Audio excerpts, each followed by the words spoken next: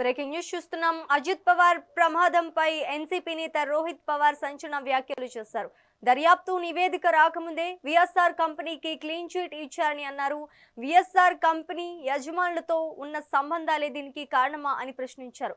కేంద్ర మంత్రి రామ్మోహన్ నాయుడు రాజీనామా చేయాలని డిమాండ్ చేశారు. అజిత్ పవార్ది విమాన ప్రమాదం కాదు, ప్రణాళిక ప్రకారం జరిగిన హత్య అని అన్నారు.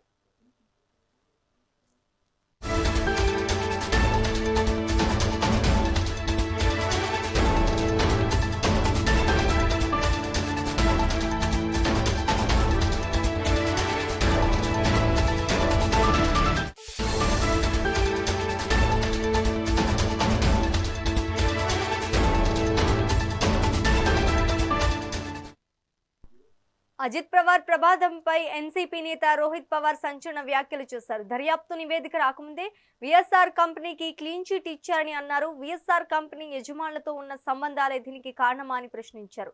కేంద్ర మంత్రి రామ్మోహన్ నాయుడు రాజీనామా చేయాలని డిమాండ్ చేశారు. అజిత్ పవార్ది విమాన ప్రమాదం కాదు, ప్రణాళిక ప్రకారం జరిగిన హత్య అని అన్నారు.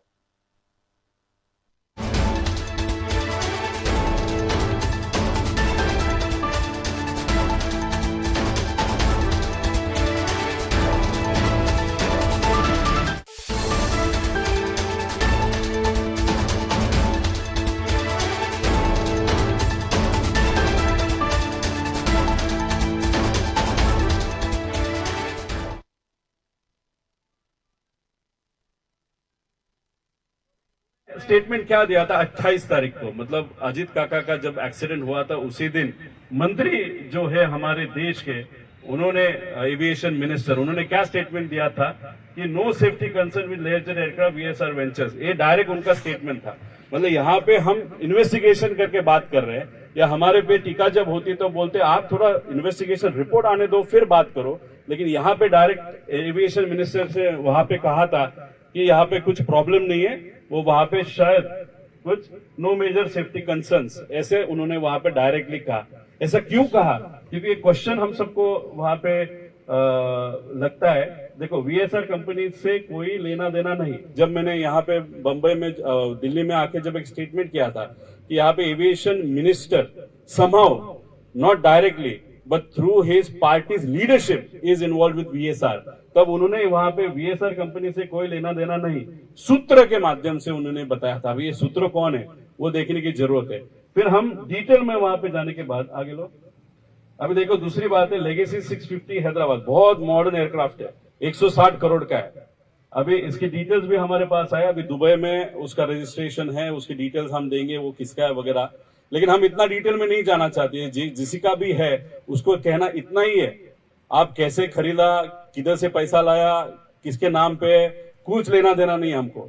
लेकिन अगर आप वीएसआर से रिलेटेड हो और इन्वेस्टिगेशन अगर ट्रांसपेरेंटली नहीं हो रहा क्योंकि आप वीएसआर के दोस्त हो या वो सिंह के दोस्त हो, ये चीज हमको मान्य नहीं है, हम एक्सेप्ट नहीं करते। हमारे फैमिली के एक रिलेटिव इस एक्सीडेंट में गए हैं, इस महाराष्ट्र का बहुत बड़ा नेता, इस देश का बड़ा नेता इस एक्सीडेंट में वहां पे गया है। सिर्फ वे आपके दोस्त है और फाइनेंशियली आप रिलेटेड हो, इसलिए अगर आप ये चीज दबा रहे हो तो ये हम एक्सेप्ट नहीं करेंगे। ये लेगेसी 600 वीटी वीएसवी, ये अभी दूसरा महाराष्ट्र का विषय है। अभी ये लिया था जर्मनी से आया सिंगापुर, सिंगापुर से आया दिल्ली आया था, दिल्ली में 12 दिन वहां पे रहा था। फिर ये 25 दिसंबर 2025 को मुंबई में लैंड हुआ था। उसके उसी दिन या दूसरे दिन जिस व्यक्ति ने इसके सामने नारियल फोड़ा उनको मुझे कहना है, और जिस व्यक्ति का उसको फोन आया था उनको मुझे कहना है कि अजीत दादा आपके दोस्त रहे हैं, आप उनके साथ काम करे हो, तो अगर इस इन्वेस्टिगेशन में वीएसआर की बाजू आप में से कोई भी वहां पे ले रहा है तो मुझे लगता है वो चीज अच्छी नहीं होगी। नॉट फॉर अजीत दादा, नॉट फॉर द इन्वेस्टिगेशन, और लोगों की जो इच्छा है उस इच्छे के लिए भी ये चीज अच्छी नहीं है। इसलिए फाइनेंशियल फ्रेंडशिप से लेकर ज्यादा मुझे लगता है कि आपकी जो पॉलिटिकल फ्रेंडशिप थी या व्यक्तिगत फ्रेंडशिप थी उसको ज्यादा इंपॉर्टेंस देने की जरूरत है। ये ज्यादा डिटेल में मैं वहां पे नहीं जाऊंगा, इसके सब डिटेल्स है, कल कहाँ से वो फ्लाई किया, परसों कहाँ से फ्लाई किया, लेकिन इस पे सिर्फ मेरा कहना है कि आप प्लीज वीएसआर की बाजू मत लो, दादा की बाजू, अजीत काका की बाजू वहां पे लो। इतनी बिनती, आप बहुत पावरफुल हो वो हम जानते हैं, लेकिन फिर भी इस विषय में आप प्लीज सिर्फ दादा की बाजू लो, ऐसे हम सबका पर्सनल कहना है। आगे तो अभी इन्होंने स्टेटमेंट क्या दिया था 28 तारीख को, मतलब अजीत काका का जब एक्सीडेंट हुआ था उसी दिन मंत्री